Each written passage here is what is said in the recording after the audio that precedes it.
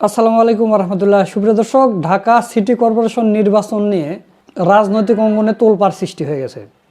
তো এর মধ্যেই ভিপি সাদিক কায়েমের একটা পোস্ট ফেসবুকে ভাইরাল। তিনি কিছুই করেনি, শুধু আলহামদুলিল্লাহ লিখেছেন একটা পোস্ট। তো ওই পোস্টটা মুহূর্তের মধ্যে ভাইরাল হয়ে গেছে। তো এখন এটা অনেকে দুইভাবে দেখতেছে, কেউ রাজনৈতিকভাবে দেখতেছে, অনেকে আবার মনে করতেছে যে সাদিক কায়েম হয়তো বিয়ে করেছেন, এই কারণে আলহামদুলিল্লাহ লিখেছেন। তো 2 দিন পরে আমরা জানতে পারলাম যে সাদিক কায়েমকে ঢাকা দক্ষিণ সিটি কর্পোরেশনের মেয়র পদে দাঁড়িয়ে দিচ্ছে জামাতে ইসলামী। তো আপনারা জানেন যে সাদিক কায়েমের যে জনপ্রিয়তা, যদি সুষ্ঠু নির্বাচন হয় তাহলে সাদিক কায়েমকে কেউ ঠেকাতে পারে না। এখানে ইশরাক মিশরাক যেগুলো আছে ওগুলো বের নাই। বিএনপির সর্বোচ্চ নেতাও যদি আসে তাও সাদিক কায়েমকে হারাতে পারবে না, আমরা এটা মনে করি। তো যুগান্তর এই বিষয়টা নিশ্চিত করেছে, তারা এটা নিয়ে নিউজ করছে, তো সেটাও আপনাদের জানিয়ে দেওয়ার চেষ্টা করলাম।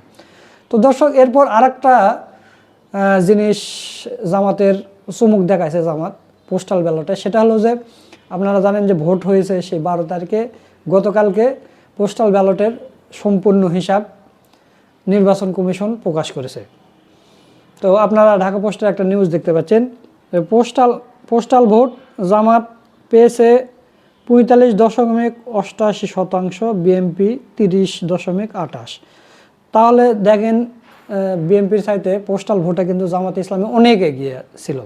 তো দর্শক, এই বিষয় নিয়ে ঢাকা পোস্টের একটা সামান্য নিউজ আপনাদের পরিশোনাতে চাই, আপনারা স্ক্রিনে দেখেন।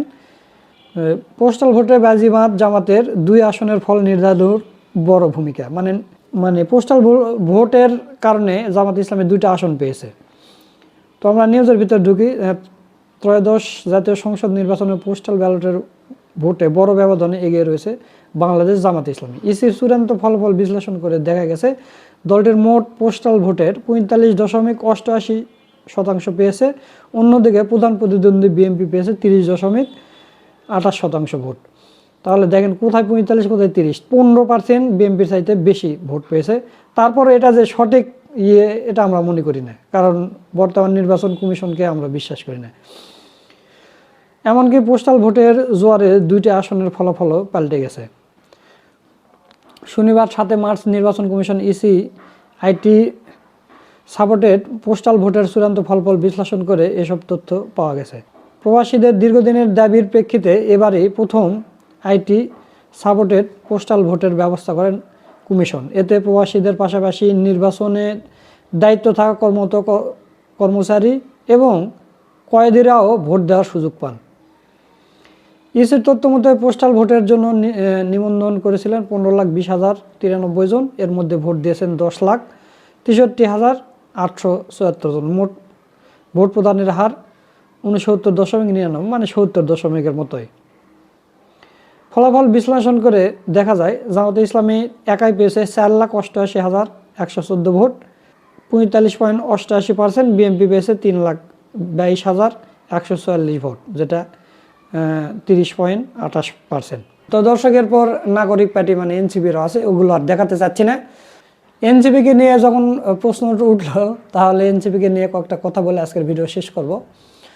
সেটা হচ্ছে যে যখন গণ অভ্যুত্থান হলো 5 আগস্টে, গণ অভ্যুত্থানের পরে যখন ডক্টর মোহাম্মদ ইউনূসকে প্রধান উপদেষ্টা করে উপদেষ্টা পরিষদ গঠন করা হলো, তখন জামাতে ইসলামীকে প্রস্তাব দেওয়া হয়েছিল যে আপনাদের ভিতর থেকে আপনারা প্রস্তাব দেন, আপনাদের ভিতর থেকে কয়েকটা উপদেষ্টা আমরা নিব, বা আলেম ওলামাদের নাম দেন।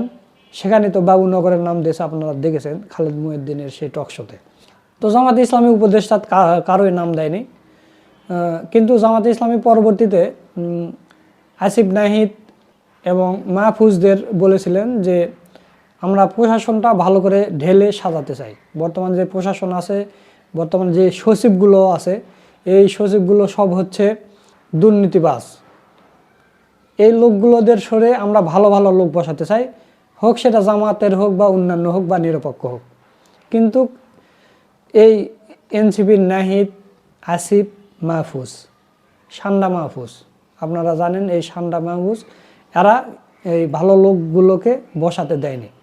এই কারণে এই ইলেকশন ইঞ্জিনিয়ারিংটা হয়েছে। জামাত ইসলামী কিন্তু আগে থেকেই সব কিছু সাজানোর প্ল্যান করেছিল যে ভালো ভালো লোক যদি আমরা এখানে বসাতে পারি তাহলে জনগণ আমাদের ভোট দিলে পরবর্তীতে সেই ভোটটা রক্ষা করা যাবে। কিন্তু এই আসিফ নাহিদ এরা তো ছোট বাচ্চা, এরা তো জীবনে ভোটেও দাঁড়ায়নি, হুট করে এরা মন্ত্রী হয়ে গেছে। তো হুট করে যদি কেউ মন্ত্রী হয়ে যায় তাহলে তো বুঝতেই পারতেছেন, এবং গরম গরম টাকা পয়সার ব্যাপার। আপনারা ইতিমধ্যে জেনেছেন যে সাইফুর সাগর ভাই তিনি একটা টিভি চ্যানেল খুলতে চেয়েছিলেন, যে ফেস দ্য পিপল, সেটা এই মাহফুজ, সান্ডা মাহফুজ 200 কোটি টাকা চেয়েছে সাগর ভাইয়ের কাছ থেকে। আমি আমার কাছে পর্যন্ত আমি যখন বললাম, আমি কারো কাছে যাইনি, কিন্তু আমি যখন বললাম আমার একটা চ্যানেল দরকার, সে বলেছে আপনার 200 কোটি টাকার ইয়ে হতে হবে। 2টা বছর ধরে সবগুলি বাটপারি, আসিফ নজরুলের মতো একটা বাটপার লোক, এই বাটপারি করে করে করে আমাদের এই জুলাইকে ধ্বংস করে দিয়েছে, তার বাচ্চারা ধ্বংস করে দিয়েছে। এদের বিচার হতে হবে। এদের বিচার যদি না হয় তাহলে জুলাইয়ের 1,500 মানুষের সাথে যারা শহীদ হয়েছে তাদের রক্তের সাথে বেইমানি করা হবে। বলেন এটা উচিত হয়েছে? সাগর ভাই যে এই গণ অভ্যুত্থানের জন্য এতটা পরিশ্রম করছে, গত 15 বছর হাসিনার আমলে বাংলাদেশে টু শব্দ করার মতো কোনো লোক ছিল না, কিন্তু সাইফুর সাগর ভাইয়ের টক শো চলেছে সেই সময়। সাইফুর সাগর ভাই, তারপরে ইউকে কসবা টিভির সে মাসুক ভাইয়ের এই কয়েকটা টক শোর কারণেই কিন্তু এই গণ অভ্যুত্থান ধীরে ধীরে তৈরি হয়েছে, একবারে তো আর হয়নি। তো সাইফুর সাগর ভাইয়ের অনেক ভূমিকা আছে এই গণ অভ্যুত্থানের পিছনে, অথচ সেই সাইফুর সাগর ভাই উপদেষ্টাদের কাছে একটা জিনিস চাইলো যে আমি একটা টিভি চ্যানেল করব, 200 কোটি টাকা শুধু ঘুষ চাইছে এই সান্ডা মাহফুজ। চিন্তা করতে পারেন? আর এরা এই 1.5 বছরে এই উপদেষ্টা পরিষদ থেকে যে কত টাকা যে এরা নিজেরা করেছে আল্লাহ ভালো জানে। তবে ন্যায়দের ব্যাপারে আমাদের কোনো অভিযোগ নেই, আসিফ আর এই সান্ডা মাহফুজের বিরুদ্ধে আমাদের অভিযোগ আছে। তো কি হলো, জামাতে ইসলামী যখন ভালো ভালো লোক প্রশাসনে বসাতে চাইলো, এরা বসাতে দেয়নি। এরা তখন বিএনপির সাথে সুর মিলিয়ে ছিল। এমনকি আপনারা দেখছেন প্রথম আলো যেদিন পড়ানো হয় তখন এই আসিফ নাহিদ এরা যে মায়া কান্না কেঁদেছে। আবার যখন এই সুপ্পুকে সরাতে যায় তখন এই আসিফ মাহমুদ এরাই কিন্তু বাধা দিয়েছিল বিএনপির সাথে সুর মিলে। এমনকি নির্বাচনের সময় বিএনপির সাথে তারা জোটেও গিয়েছিল, মাত্র 5টা আসন দিতে চেয়েছিল, এই কারণে তারা জোট থেকে বের হয়ে জামাতের সাথে জোটে গেল এবং নির্বাচন করলো।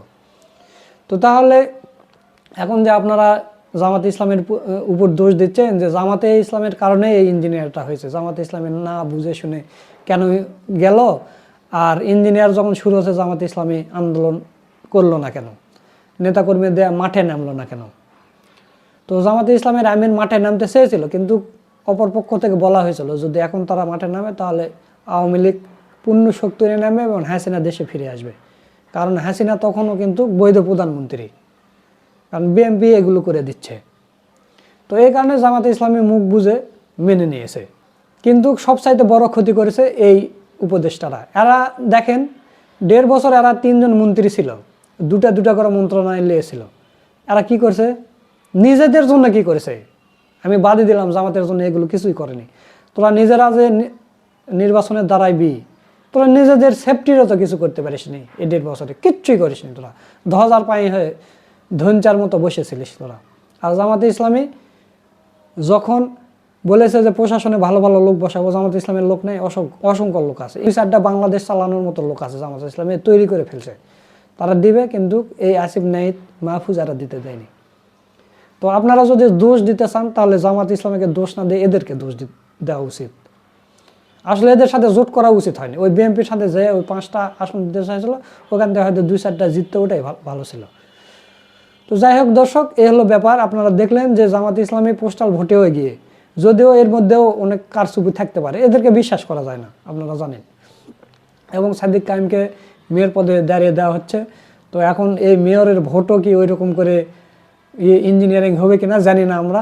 তো আমরা এবার মোটামুটি সচেতন এবং জামাত ইসলামেও সচেতন, কোথায় কোন জায়গায় ইঞ্জিনিয়ারিং হয় জামাত ইসলামী সেটা শিখে গেছে, কোন জায়গায় কী করতে হয় সব শিখে গেছে, কারণ প্রথমবার তো।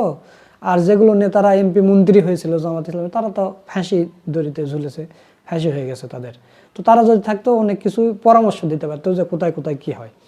আর এই গণতন্ত্র মানে এইরকম ভাউতাবাজি। তো যাই হোক, সব মিলে আজকের ভিডিওটা আপনাদের কাছে কেমন লাগছে তা অবশ্যই কমেন্ট করে জানিয়ে দেবেন। ভিডিওটা ভালো লাগলে শেয়ার করবেন। সকলকে ধন্যবাদ। আসসালামু আলাইকুম রহমতুল্লাহ।